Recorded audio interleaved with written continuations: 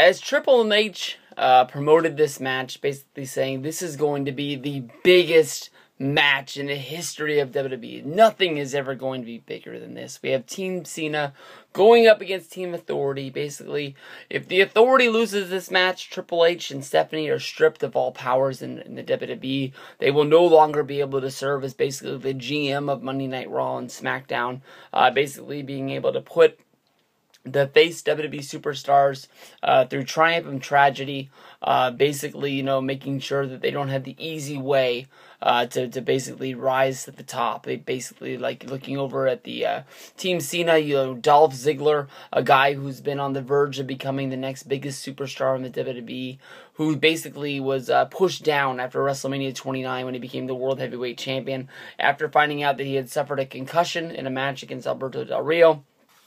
He wasn't able to do it. Basically, because of the concussion, he was looked at as if he was some sort of an injury risk. Basically, we can't be using these guys in high-quality matches because you don't know when this guy's going to have another concussion. He's going to be taken out of WWE storylines. If you can remember back to, I believe, the Elimination Chamber, which was supposed to be his first...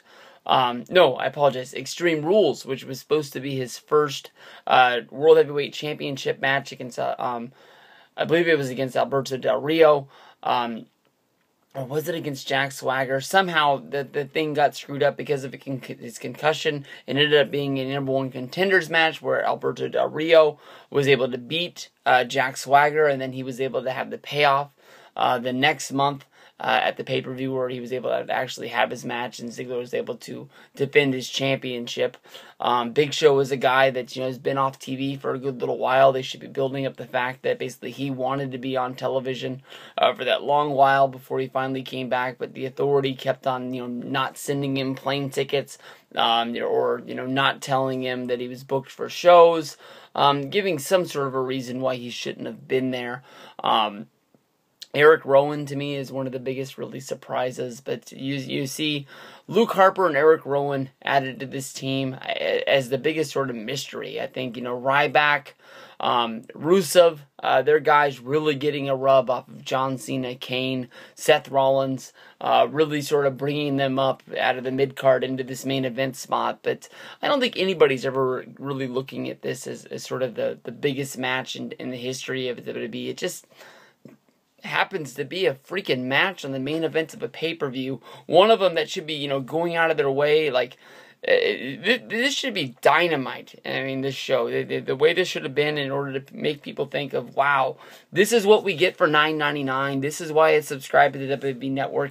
Even if fans out there didn't want to watch a damn lick of this all month long, if that one weekend came when it was going to be a pay-per-view, that's all they did was turn it on. And I don't understand why people do. I've gone on in depth. We did the 1-hour show last week. I've made 1,000 videos along the way trying to say that the WWE Network is one of the best values in all of entertainment in my life. I just don't understand why people don't go out of their way to do this. I know that there are people that are cheap in the world.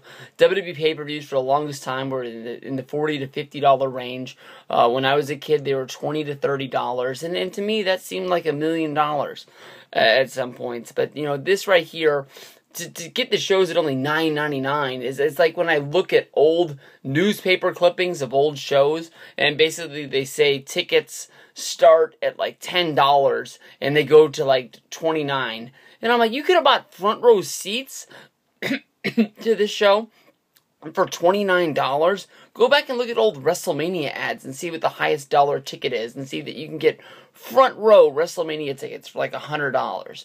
Are you fucking kidding me? Like, the WrestleMania tickets went on this year, and they were $2,000 to sit in the first 8 rows. It didn't matter if you got lucky enough to get row 1 or row 8, you were going to pay $2,000. And if you're going to sit in like row 9 to 18 or whatever it was, you were going to pay $1,000. No matter where your seat was, if it was on an angle, if it was on the dead ahead straightaway, like, it is bizarre how much things have gone to. But basically, to me, Survivor Series, you should have held off.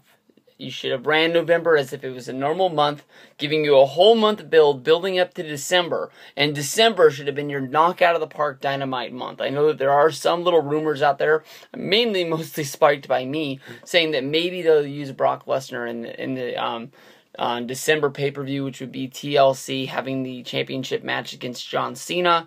And from there, sort of building up into the Royal Rumble, January to WrestleMania, that's where everybody gets all in on wrestling. Wrestling becomes dynamite and cool again because it is, just every week is like, I can't miss it because you never know what's going to happen, whether if it's for, the Hall of Fame inductions, whether if it's for surprise returns, whether if it's for, like the Undertaker showing up, for the first time in a year since losing to Brock Lesnar. And we all want to know what Undertaker's going to say, even though we all know he's probably going to come down to the ring, not going to say anything, making you like, if you missed it, come back the next week to hear what this dude's finally going to say about where he's been and where he's going. It's just that time of the year, everything is hitting on all, cylinders. It's like they've saved all of these feuds for a whole year, knowing that everybody's going to be coming to it. And if you were to give December away for free, you've already got them on the hook for basically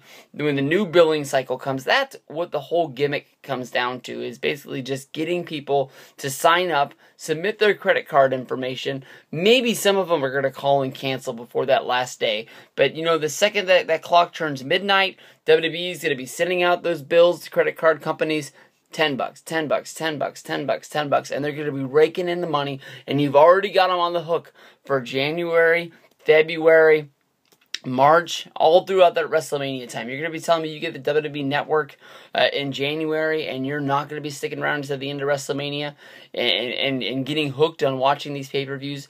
WrestleMania, $10 on pay-per-view. You're going to be calling up your local cable provider and paying $70 on HD again like people did last year. I understood last year. It was a gamble. Who knows what the hell would have gone on if basically the WWE Network just flat out crashed. It was a new system.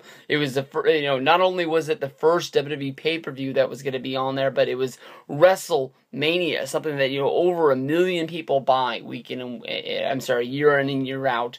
As even if you aren't a wrestling fan that watches Monday Night Raw, or you watch SmackDown, or you watch any pay-per-views all year long, you come back to the table for WrestleMania because that was what you've done for years. People who don't watch football watch the Super Bowl because it is the biggest show in the world, whether if you watch for the commercials, whether if you watch for the play on the field, you want to know who's the champion, whether if you just want to talk on the water cooler the next day about what you saw at the party, everybody watches the Super Bowl. That's why it's the biggest thing in the world. This should be a WrestleMania video instead of the Team Cena versus Authority thing. But basically, I'm just saying that WWE, they blew it big time. With this hype up for free Survivor Series. It is cool that people are going to be able to get a pay-per-view for free. They've sort of blocked out these weeks during their 1-week trials, trying to make sure that, they were going to be able to make money back with the WWE Network and people weren't going to be able to steal the show. But basically, they've panicked and they've thrown everything at the wall. They need everything to get there. And instead, we've got 5 boring-ass matches. You've got this Team Cena versus Team Authority match that nobody really believes in. You've got Dean Ambrose and you've got Bray Wyatt in a bore fest. AJ Lee and Nikki Bella is a match that nobody could care about. They didn't put any build into that elimination match for the damn Divas match or anything into that tag title match. You got one match where basically they made the Matadors look strong by making them get a non-title victory against the Dust Brothers on a SmackDown that probably more than half of the wrestling fans that are going to be watching Survivor Series didn't even watch. So tell me that this match matters. I don't know. Ryback coming on strong is something that I've really been looking forward to for a long time. Maybe the injury was probably the best thing for him, but for the longest time when he was in Ryback, I kept waiting for Axel to turn on him. That way he could have turned babyface and could have got started a long time ago, getting that shoulder thing all fired up. I don't have any trust and Harper and Rowan in this match. I don't believe them as being on Team Authority. I don't believe them as being on Team Cena. I don't know if maybe, Bray already came down and busted up one main event. Maybe he's going to come down and bust this one up too, and having them both on each side, maybe they're going to be able to take it over and lay everybody out if Bray comes down.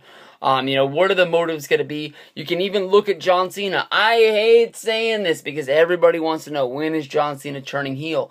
We saw John Cena come out and do nothing when the Big Show, when Sheamus, when Dolph Ziggler, when everybody was getting their ass kicked. Did you see Cena come running down to the ring? We've seen Cena run down to the ring for less. We've seen Cena run down to try and help out, celebrities. We've seen him run down to try and help out Vince McMahon. We've seen Cena come down when he's seen a heel get beat up too bad. He wants to interject himself, basically just trying to let everybody know he's the man. And his own team that he got to handpick, these aren't guys that he doesn't care about.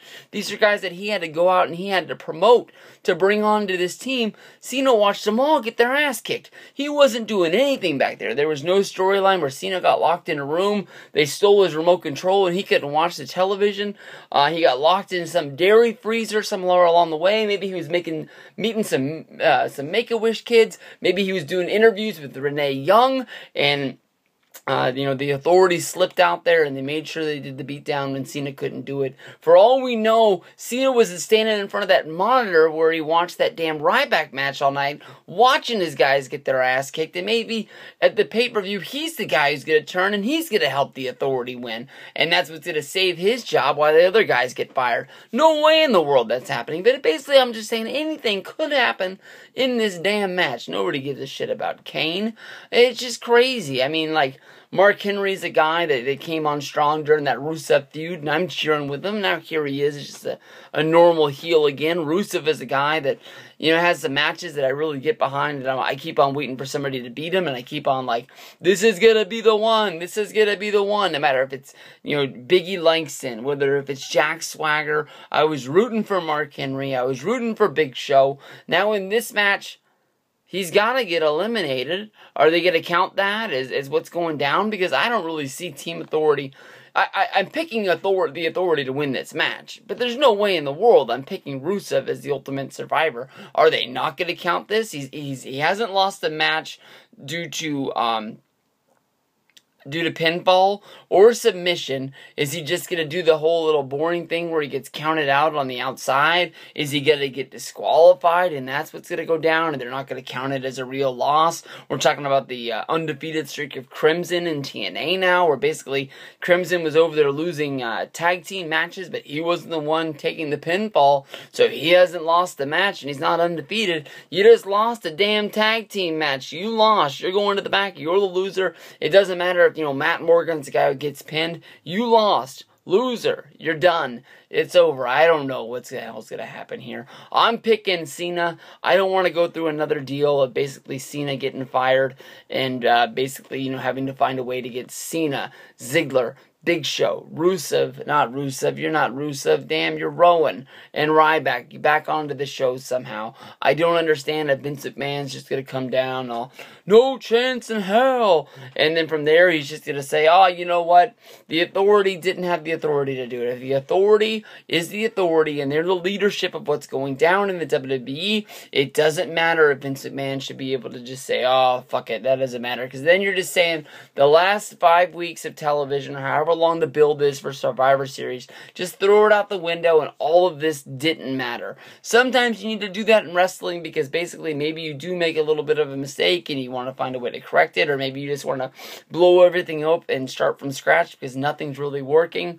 But I don't know. As of right now, John Cena has a shot at Brock Lesnar. He's the #1 contender whenever this guy just decides on showing back up to work. To me, that would make Survivor Series a whole lot more fun if we just had a damn champion who would show up on the show.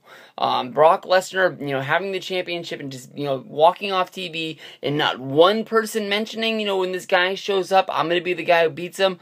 Why does this guy just get to leave and just not show up to work anymore? I know that he's, contract contractually obligated not to be there because he only has so many days that he can work in a year. But he's the fucking WWE champion, and he's nowhere in sight. It makes no sense to me. It shouldn't make any sense to you. I can't see anybody who is a big Brock Lesnar fan who thinks, oh, there's no big deal that he's not showing up on Monday Night Raw. But this is, damn Survivor Series. Let me know, are you guys fired up? Because I'm getting fired up about how much I don't care about this show. Am I going to watch it? Yes. WWE Network, I love you. This is a pay-per-view regardless. So I'm going to be watching. Hopefully it'll be 3 hours of fun. I don't think there's enough matches. There probably is going to be a lot of filler. So it is what it is.